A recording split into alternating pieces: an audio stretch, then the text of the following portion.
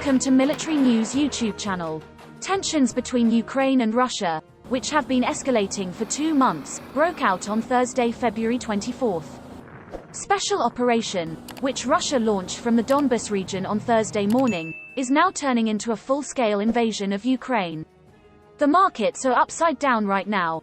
Very harsh sanctions decisions were taken against Russia from the USA, UK and all European states. The Ukrainian Border Guard Service said that Russian troops attacked Ukraine from Belarus and Russia itself, with Belarusian support, at around 5 a.m. local time. The Russian Ministry of Defense claimed that it completely neutralized the Ukrainian air defense system and the military infrastructure at the air bases, disabling and destroying a total of 211 facilities.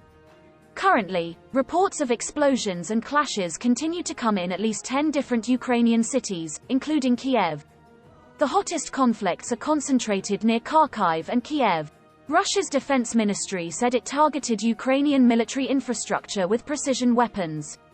The military infrastructure, air defense facilities, military airports and aviation of the Ukrainian armed forces are being disabled with high-precision weapons, the ministry said in a statement from Russian news agencies. President of Ukraine Zelensky stated that they will protect their lands. In a statement made by the Ukrainian army, it is claimed that Russian planes were shot down. The Ministry of Defense of Ukraine announced that a total of 6 Russian warplanes and 1 combat helicopter were shot down. On the other hand, the Russian Ministry of Defense has not yet shared about the casualties. At the moment, traffic is locked in the capital Kyiv. It was reported that Russia targeted the headquarters of the armed forces of Ukraine along with other military buildings. At the same time, images are shared in Kyiv, where the people turn to the west.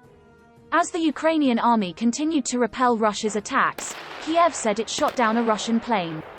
It was also stated that Russia launched rocket and bomb attacks on airports in Boryspil, Ozhymoye, Kulbakan, Chugev and military facilities in Kramatorsk, Kornbayevka. According to the statement made by the Joint Forces Command, 6 planes and a helicopter belonging to the attacker were shot down on February 24th. The joint forces make a worthy appeal to the armed forces of the Russian Federation. Troops are in place. The enemy takes casualties. Keep calm and believe the Ukrainian defenders. We will win together. Victory to Ukraine, they said. The Russian military, on the other hand, denied that one of its planes was shot down this morning while fighting over Ukraine. European leaders called for strong sanctions against Russia and assistance to Ukraine. Lithuanian Prime Minister Ingrida Šimonytė called for strong and united action in a tweet on Thursday. For anyone who doubts, it is long past time to start seeing things as they are, she wrote. The foreign ministers of Lithuania, Latvia and Estonia issued a joint statement condemning open-wide Russian aggression, in the strongest possible way, against an independent, peaceful and democratic Ukraine. The statement said Russia's actions were a clear violation of international law, and a crime we condemn against the Ukrainian people. He called on the international community to impose the strongest possible sanctions on Russia, and to provide military, economic, political and humanitarian assistance to Ukraine. Polish Foreign Minister Zbigniew Rau also condemned Russia's actions in a tweet on Thursday, urging Moscow to immediately cease all military action and return to diplomacy. The lives of millions of people are at stake, he added.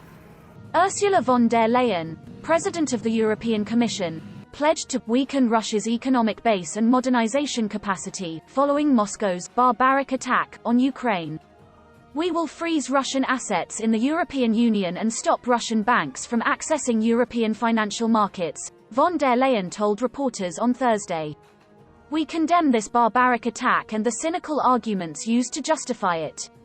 The toughest sanctions. Von der Leyen said he would submit massive and strategic sanctions against Russia for approval today. These sanctions are designed to do severe damage to the Kremlin's interests and ability to finance the war. We know that millions of Russians don't want war, he said. We will not allow President Vladimir Putin to replace the rule of law with force and brutality, he said, adding that Ukraine will prevail. Speaking with von der Leyen, EU High Representative Josep Borrell said the 27-member bloc's punitive measures against Russia would be the toughest package of sanctions ever implemented.